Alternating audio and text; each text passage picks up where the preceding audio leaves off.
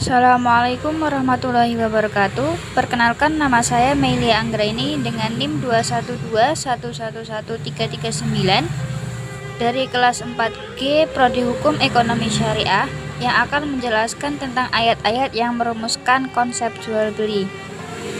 Yang pertama, ada ayat dari Quran surat Al-Baqarah ayat 168 yang berbunyi, Bismillahirrahmanirrahim.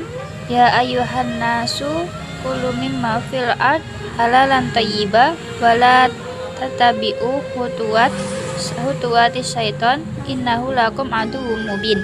Yang artinya, wahai manusia, makanlah dari makanan yang halal dan baik yang terdapat di muka bumi ini, dan janganlah kamu mengikuti langkah-langkah setan. Sungguh setan itu musuh yang nyata bagimu. Maksud dari ayat di atas adalah, wahai manusia, makanlah dari makanan yang halal, yaitu yang tidak haram, baik zatnya maupun cara memperolehnya. Dan selain halal juga, makanan itu harus baik, yaitu yang sehat, aman, dan tidak berlebihan. Makanan yang dimaksud adalah yang terdapat di bumi yang telah diciptakan Allah untuk seluruh umat manusia. Dan janganlah kamu mengikuti langkah-langkah setan yang selalu merayu manusia agar memenuhi kebutuhan jasmaninya walaupun dengan cara yang tidak sesuai dengan ketentuan Allah. Maka waspadailah usaha setan yang selalu berusaha menjerumuskan manusia dengan segala tipu dayanya. Bahkan Allah selalu mengingatkan, sungguh setan itu musuh yang nyata bagimu. Yang kedua, ada ayat dari Quran surat Al-Mu'minun ayat 51 yang bunyinya, Bismillahirrahmanirrahim. Ya ayyuhar rusulu kulu lamina thayyibat wa alamu sholihat inni bima ta'maluna alim. Yang artinya, Allah berfirman, wahai para rasul, makanlah dari makanan yang baik-baik dan kerjakanlah kebajikan. Sungguh aku mau mengetahui apa yang kamu kerjakan. Makna dari ayat Al-Quran di atas yaitu, usai menguraikan kisah para rasul, Allah kemudian berbicara tentang para rasul secara umum. Wahai para rasul, makanlah makanan yang baik dan kerjakanlah kebajikan sesuai dengan syariat, baik amalan wajib maupun sunnah. Sungguh aku maha mengetahui apa yang kamu kerjakan, karena tidak ada satupun yang tersembunyi dariku. Dan ayat yang terakhir itu terdapat dalam Quran surat At-Taubah ayat 34 yang berbunyi, Bismillahirrahmanirrahim.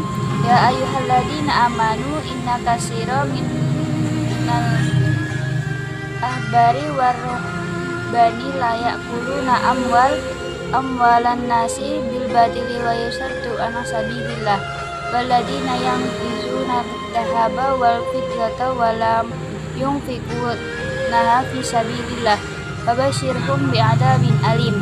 Yang artinya, wahai orang-orang yang beriman, sesungguhnya banyak dari orang-orang alim dan rahib-rahib mereka benar-benar memakan harta orang dengan jalan yang batil, dan mereka menghalang-halangi manusia dari jalan Allah.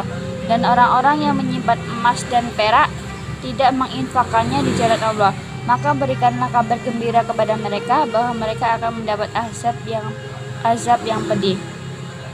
Makna dari ayat di atas yaitu, setelah ayat sebelumnya menerangkan tentang ketidaksukaan kaum musyrik dan ahli kitab terhadap tersebarnya Islam, maka ayat ini menginformasikan bahwa perilaku buruk sebagian pemimpin ahli kitab yang menyimpang.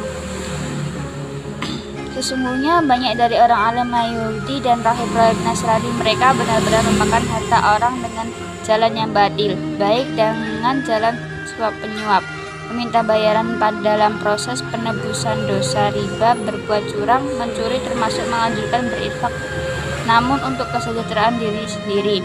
Dan mereka pula menghalang-halangi manusia dari mengikuti jalan Allah, yakni agama Islam, melalui berbagai macam cara seperti menciptakan kebohongan terhadap Islam, menumbuhkan keraguan terhadap Al-Quran, dan mencela pribadi Rasulullah yang agung. Padahal kerusakan akhlak, pemikiran, dan akidah seorang itu adalah sangat membahayakan bagi kehidupan manusia yang dipimpinnya. Dan di samping itu, mereka juga termasuk orang-orang yang suka menyimpan emas dan perak, yakni menumpuk-numpuk harta dan tidak menginfakkannya di jalan Allah, bahkan cenderung serakah dan kikir. terhadap mereka, maka berikanlah kabar gembira kepada mereka sebagai bentuk ajakan sekaligus celaan bahwa mereka akan mendapat azab yang pedih di akhirat kelak. Baiklah, mungkin itu saja yang dapat saya sampaikan. Kurang lebihnya saya mohon maaf.